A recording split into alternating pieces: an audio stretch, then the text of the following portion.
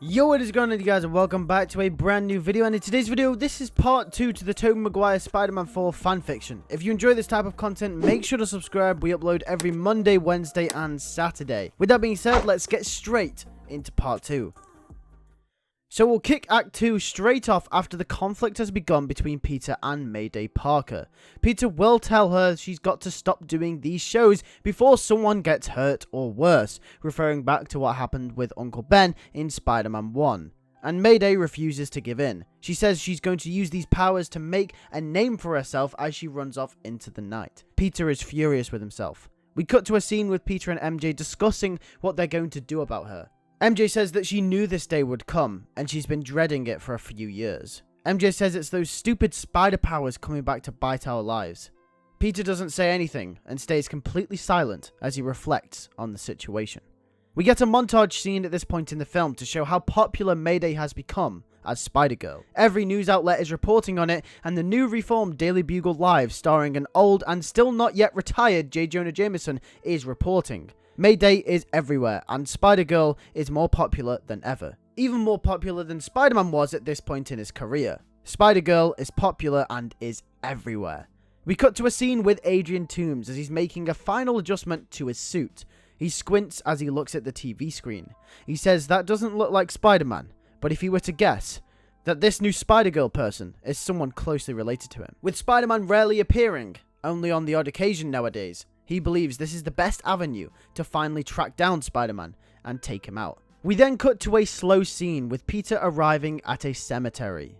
In a panning shot, we reveal Uncle Ben's grave as Peter narrates over the top, saying he doesn't know what to do. And then as we pan further, the shot will reveal Aunt May's grave as well, as she unfortunately died a few years back in the 14-year time gap. Peter says that you guys would know what to do in my position. He's taught her all the lessons they taught him, but it's not enough. She rebels. Peter closes his eyes and says he just wishes he never got these powers in the first place. Peter thinks to himself in that moment, if only she could realize how dangerous being Spider-Man was for Peter, and how he doesn't want that for her. He looks down as we slowly zoom out on a wide shot, representing the loss in thought Peter feels in this moment.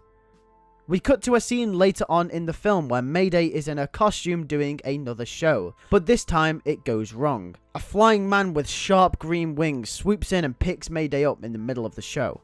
Mayday is caught off guard by this and screams as she gets free. Felicia is there in the crowd as well. As the crowd scatters to run, Mayday looks down at Felicia, telling her to run too, but she won't leave when her best friend is in danger. The Vulture and Mayday fight. She is confused as to why this guy is trying to kill her or even hurt her. What does he want with her? Mayday manages to fight the Vulture off, but he comes straight back at her. His arsenal too powerful, and Mayday too inexperienced. We cut to Peter as he's walking back home, when MJ gives him a call, saying Mayday is in trouble. Daily Bugle Live with J. Jonah Jameson is reporting on a fight between the new Spider-Girl and some guy in a flying Vulture outfit. Peter's eyes widen as we cut to Spider-Man soaring through the sky desperately. It's not heroic. We don't feel a sense of satisfaction, but see a desperate father on his way trying to rescue his daughter.